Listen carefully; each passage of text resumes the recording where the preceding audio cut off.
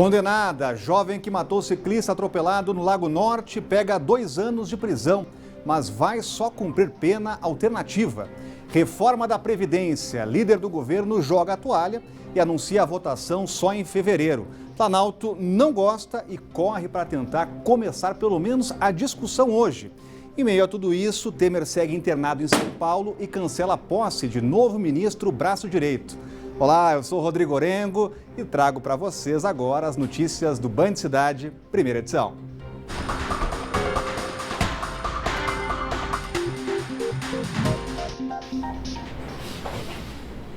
Treinamento em busca de mais segurança. As empresas de ônibus da capital estão tirando os motoristas das ruas e colocando em sala de aula. A lição é o respeito principalmente a quem anda de bicicleta. E só neste ano, 18 ciclistas morreram nas ruas de Brasília.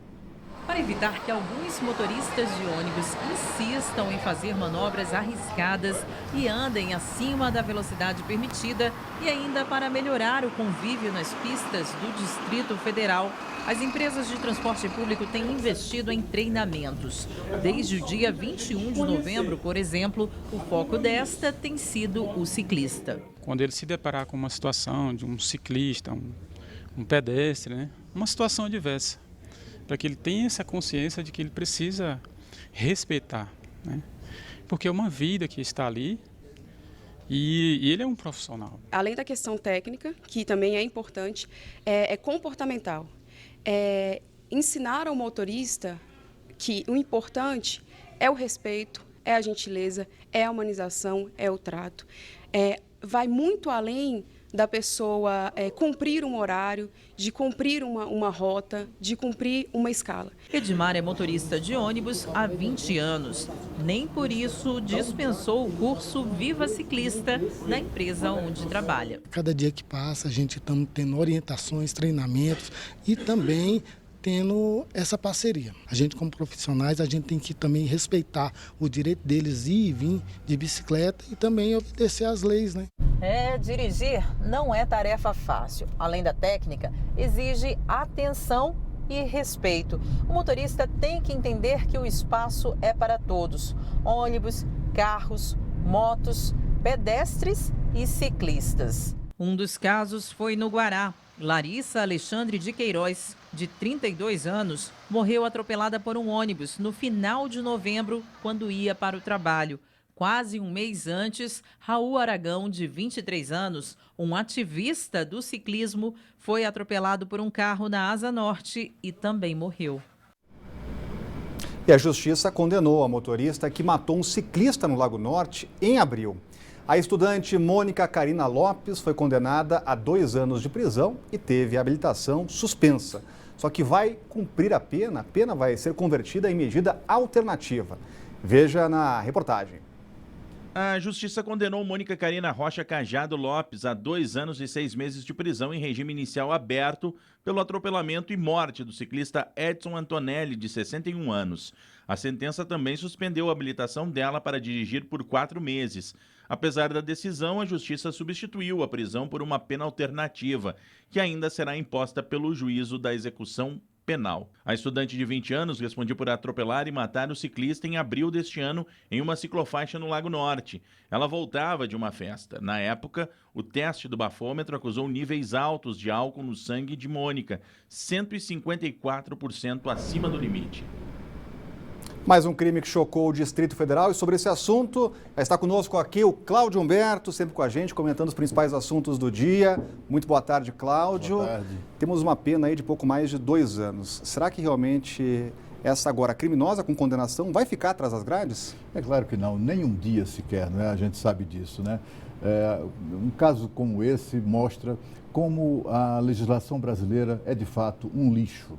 Porque essa moça, uma menina de 20 anos, vinha de uma festa às 6h30 da manhã, perdeu o controle, deve ter dormido no volante, estava bêbada, matou um cidadão de 60 anos, o senhor Edson Antonelli, e ficou por isso mesmo. Tudo que ela teve que pagar até agora foram R$5.000 de fiança para escapar da prisão em flagrante, 4 meses de suspensão da sua habilitação e 2 anos e meio de prisão que não vão ser cumpridos porque já foi determinado o cumprimento em regime aberto. Portanto, é mais um crime que, apesar da sentença judicial, um crime que se inscreve entre aqueles impunes neste país. E o triste que é mais uma morte de ciclista, Cláudio Humberto.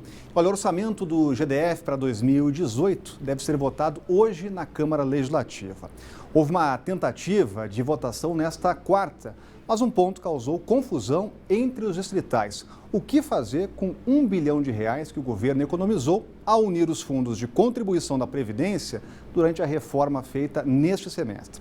O Buriti deve ter disponível algo em torno de R$42 bilhões para o próximo ano. E a Câmara passou ontem um reajuste de 1,94% no IPTU. O projeto de lei que fixa a tabela de valores do Imposto Predial e Territorial Urbano, IPTU, foi aprovado pela Câmara Legislativa. A proposta foi apresentada pelo Palácio do Buriti e pediu um reajuste de 3,68%. No entanto, os distritais reduziram o índice para 1,94% para 2018. O texto segue para a sanção do governador Rodrigo Hollenberg. Atualmente, o DF tem 944 mil imóveis regularizados e tributáveis. O número não inclui construções isentas pela legislação, como templos religiosos. Esta é a última semana de trabalho dos distritais antes do recesso parlamentar. Ontem, durante a sessão, os distritais também deram um sinal verde para a correção da alíquota do Imposto sobre Propriedade de Veículos Automotores, o IPVA. O ajuste obedece às regras da tabela da Fundação Instituto de Pesquisas Econômicas e varia de acordo com o modelo e o ano do carro, mas o Executivo já adiantou que pretende arrecadar mais de R$900 milhões com o IPVA do ano que vem. E por falar em orçamento, foi aprovada ontem a previsão de gasto do governo federal para o ano que vem. O valor total é de R$3,5 trilhões, incluindo o refinanciamento da dívida pública. Entre outras coisas, o orçamento prevê 1,7 bilhão para o fundo eleitoral criado para financiar campanhas com dinheiro público. O fundo será abastecido em 30% com as chamadas emendas de bancada, dinheiro indicado por senadores e também deputados para obras a serviços dos estados. O salário mínimo vai ficar em R$ 965.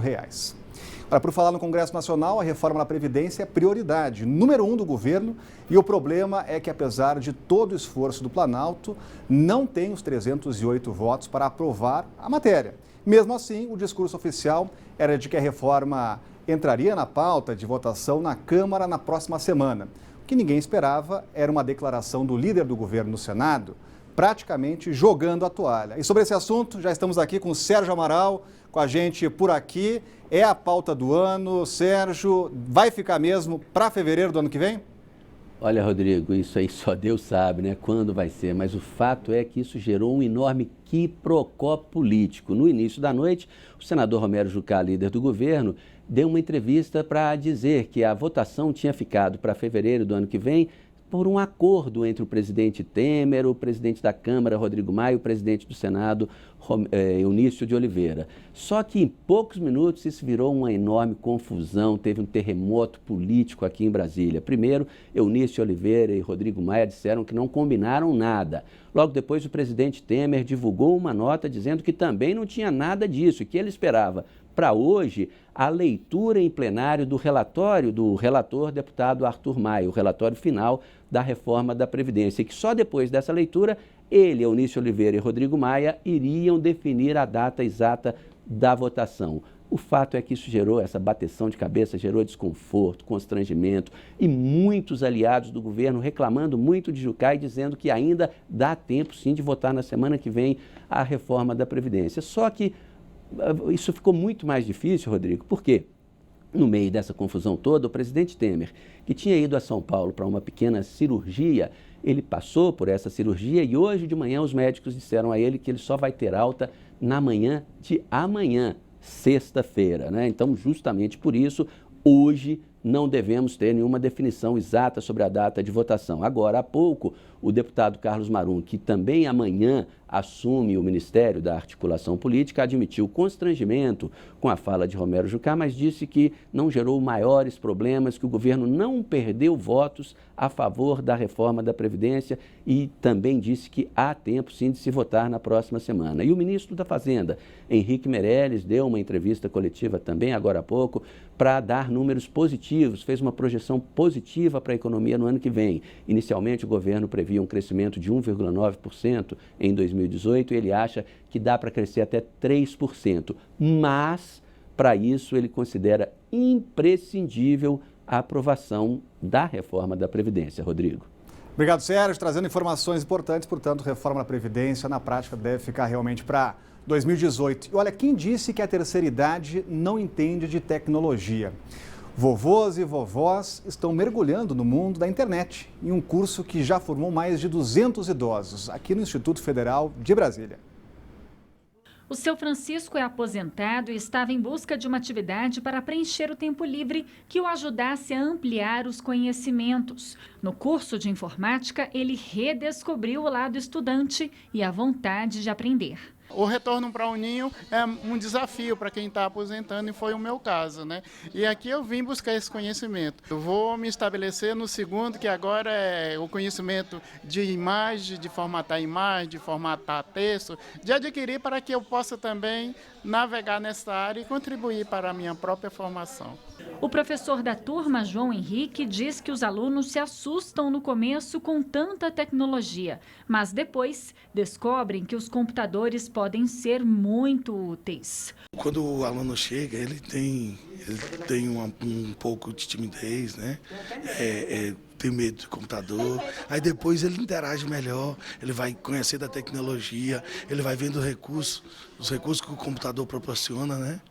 E aí a gente vê a felicidade, a evolução deles. O curso de Informática Básica para a Terceira Idade é oferecido pelo Instituto Federal de Brasília. Mais de 200 alunos já se formaram por lá desde 2012. E para o ano que vem, a diretora do IFB pretende aumentar os módulos oferecidos. São pessoas que têm que estar incluídas no processo de ensino. Eles têm muito a contribuir, muito a aprender e tem que participar desse processo, né? Então, a escola ela é para todos. No próximo semestre, nós teremos informática módulo 1 e 2, né, que também é de inclusão para esse público. E as inscrições para o curso, que será oferecido no primeiro semestre do ano que vem, acabam hoje. Os interessados devem acessar o site processoseletivo.ifb.edu.br. E a seguir, em mais um capítulo da série especial de Natal, você vai conferir um lar de velhinhos que adora o mês de dezembro. O Band Cidade volta já.